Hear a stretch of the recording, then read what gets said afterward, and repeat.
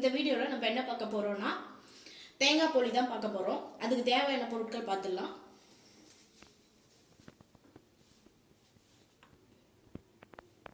ஒரு முழு தேங்காவை எடுத்து மிக்சியில் போட்டு இந்த அளவுக்கு துருவி வச்சுருக்கேன். வெல்லம் 2 கப்பு, மைதா 1½ கப்பு, 1 சிட்டிக்காய் உப்பு, 3 ஏலக்காய், மஞ்சள் கலருக்காக சேர்த்த போகிறோம். அது தேவையான அளவு போட்டுக்கலாம். இப்போ முதல்ல மாவை பிசைஞ்சு எடுத்துக்கலாம். வாங்க.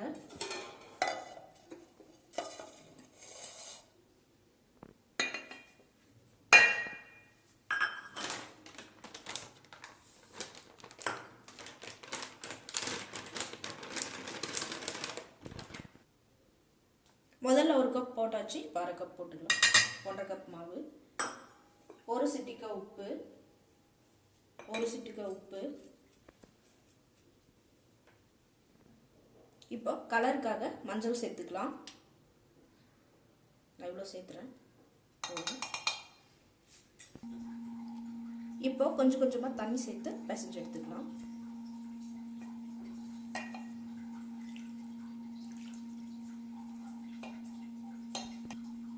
பாருங்க, மாவு பிசைஞ்சாச்சு. இப்போ மேலே எண்ணெய் பூசி மூடி வச்சு ஊற வச்சுருவோம்.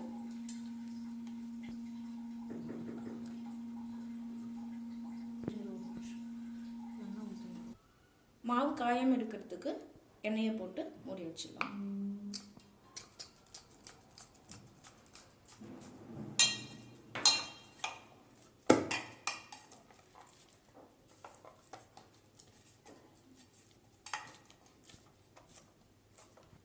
எண்ணெய் போட்டாச்சு, மூடி வச்சிடலாம். இப்போ தேங்காவை வறுத்துக்கலாம்.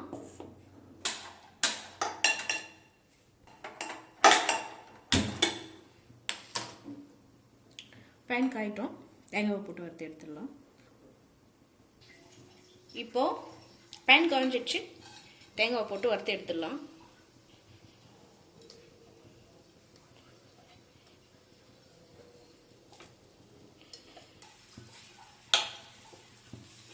தேங்காவை ரொம்ப நேரம் வறுக்க வேண்டிய அவசியம் இல்லை. சும்மா அந்த ஈரப்பதம் போனால் போதும்.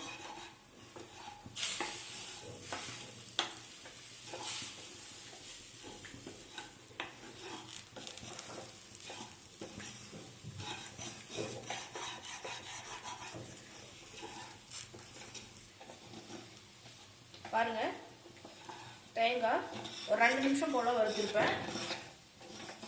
அந்த ஈரப்பதம் போயிடுச்சு. இப்போ எடுத்துடலாம். தேங்காவை எடுத்துடலாம். இப்போ வெல்லத்தை கரைச்சி எடுத்துக்கலாம்.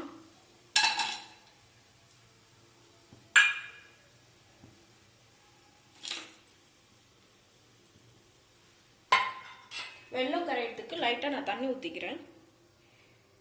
போதும்.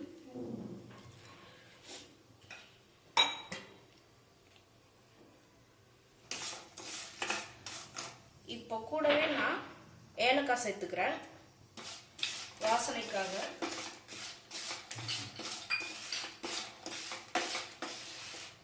இது பதம் வரணும்னு அவசியம் இல்லை.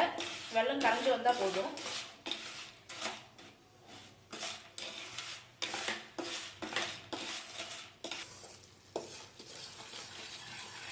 பாருங்க, வெல்லம் நல்லா கரைஞ்சிடுச்சு. இப்போ வறுத்து வச்ச தேங்காவை சேர்த்து மிக்ஸ் பண்ணிக்கலாம்.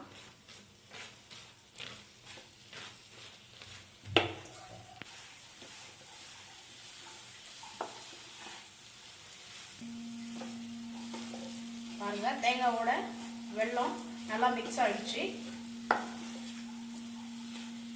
தேங்காவை கொட்டி ஒரு 2 நிமிஷம் மிக்ஸ் பண்ணேன். பாருங்க, உருண்டை சேர்ந்து வந்திருக்கு. உங்களுக்கு இப்படி பார்த்தா தெரியும். ஒரு தேங்காவை கொட்டி 2 நிமிஷம், 2லேருந்து 3 நிமிஷம் நீங்கள் மிக்ஸ் பண்ணிகிட்டே இருந்தீங்கன்னா உருண்டை கன்சிஸ்டன்சி வந்துடும். பாருங்க, அவ்வளோதான். சூடாக இருக்குது, என்னால் உருண்டை பிடிக்க முடியல. பாருங்க, உருண்டை கன்சிஸ்டன்சி வந்துருச்சு. இப்போ கேஸ் ஆஃப் பண்ணிக்கலாம். இப்படி தான் இருக்கணும். பாருங்கள், உருண்டை பிடிச்சி வச்சுருக்கு, மாவும் ரெடியாக இருக்குது, ஊறிட்டு இருக்கு. இப்போது தவா சூடு பண்ணிக்கலாம்.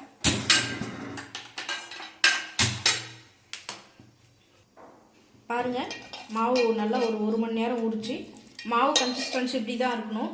உங்களுக்கு தெரியும் பார்த்தா. சப்பாத்தி மாவுக்கு பிசைறதை விட கொஞ்சம் லூஸாக தான் பிசையணும். அப்போ தான் நல்லாயிருக்கும், சாஃப்டாக இருக்கும், தட்டி போடவும் நல்லாயிருக்கும்.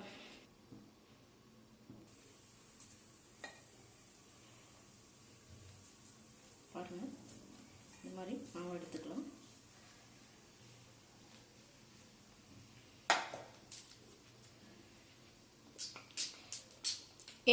உங்ககிட்ட வாழை இலை இருந்தால் எடுத்துக்கோங்க, இல்லைனா இந்த மாதிரி பிளாஸ்டிக் கவரை கட் பண்ணி வச்சுக்கோங்க. நான் பிளாஸ்டிக் கவர் கட் பண்ணி வச்சுருக்கேன். பிளாஸ்டிக் கவருக்கு எண்ணெய் தேய்ச்சிக்கலாம்.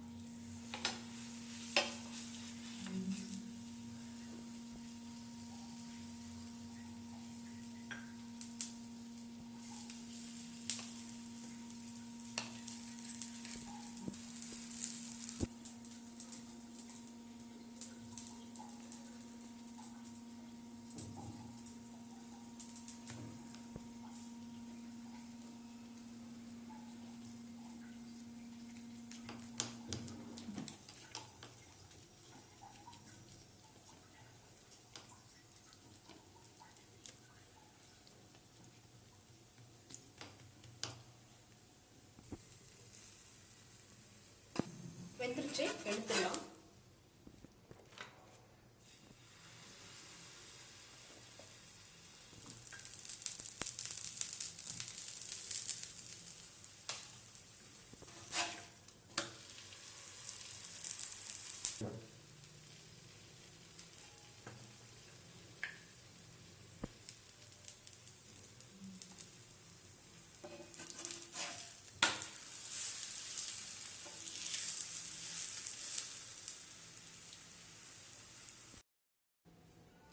பாருங்க, சுவையான போலி எப்படி செய்யுதுன்னு பார்த்தோம்.